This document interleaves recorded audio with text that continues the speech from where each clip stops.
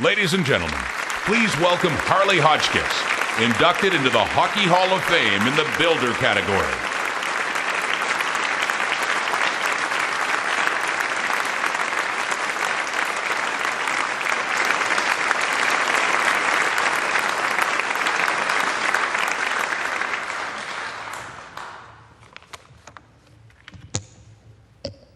Well, this weekend is just starting to finally sink in. Hockey's been an important part of my life, and I don't think there's anything else that could have happened to me that was more meaningful than this recognition. And I thank Billy Hay and his staff, Kelly Massey, all those people for a wonderful job in the Hockey Selection Committee. Billy, you kind of undressed me with my scoring statistics, but what you forgot to tell him that I was a goalie.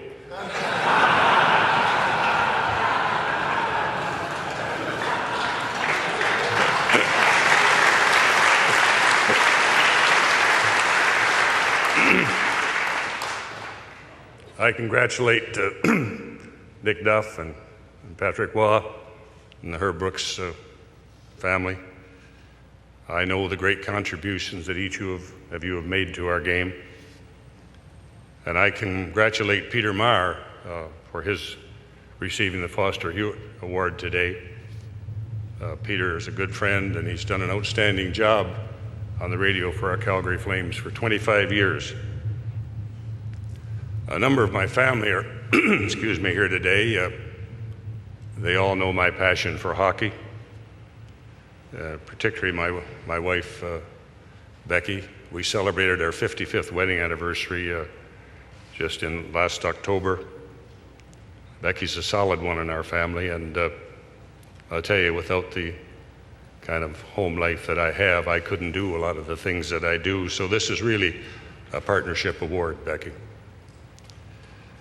You know, understand what this really means to me. I have to take you back about 70 years to, I was growing up on a farm south of Tillsonburg. Those were Depression years. Times were a lot simpler then. I mean, our life was centered around our family and our school and our church. I've got a little Bible at home somewhere that was given to me by the Guysbury United Church in 1936 for perfect attendance. And Becky reminds me that I've long ago lost all of those credits somewhere. We never missed a Foster Hewitt's hockey broadcast on Saturday night. It was a highlight of our winter season. I was really a dyed-in-the-wool Leafs fan, and Silap's number 10 was my hero. He's right over there. He's kind of hidden, but he's on that wall right there.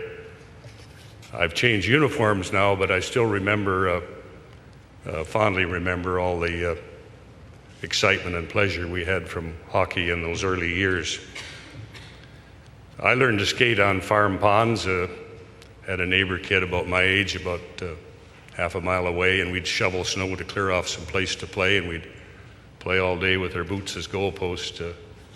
I think we set a lot of scoring records because once you got by them, it was clear sailing, but we'd often lose our one puck in the snowbank. I've been a Flames owner since 1980 when we bought the franchise from Atlanta.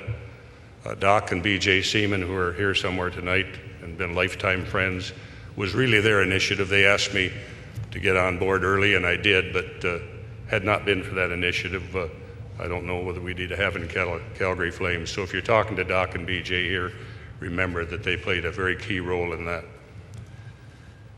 You know, we've had some wonderful enjoyment from our ownership of the Flames, and we've had some challenges that all of you here in this room are familiar with. But now we've got a very solid ownership group. We've got a very solid management group. We've got very strong and loyal fans, and the Calgary Flames franchise is secure for, I know, way beyond my time. People have often asked me, what are the highlights?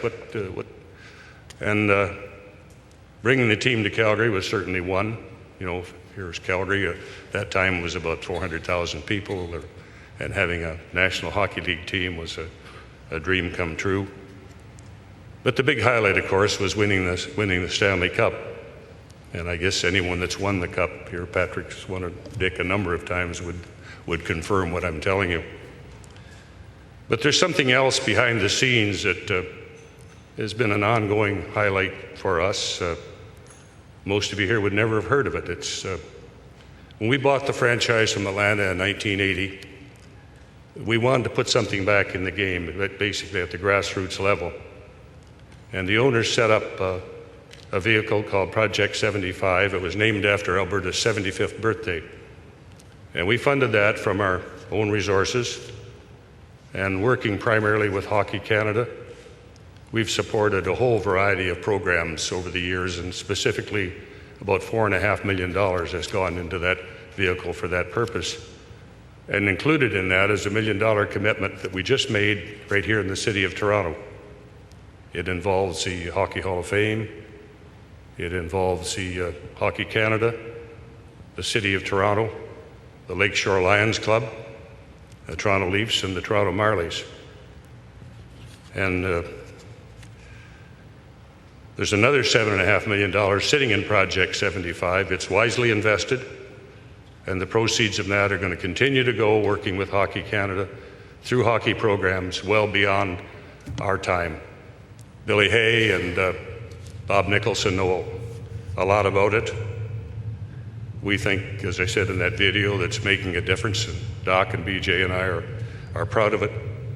And Bob Nicholson tells me that Hockey Canada are working with all of the Canadian teams on a number of hockey programs, and I think that really speaks well for the future of our game. We've got a great game. We've got the best product in professional sports, and by that I mean the people that play the game, our players. They provide all the excitement and the enjoyment on the ice, but there's another side to that, and that's all the things that they do in our communities off the ice. And a lot of that is done quietly behind the scenes.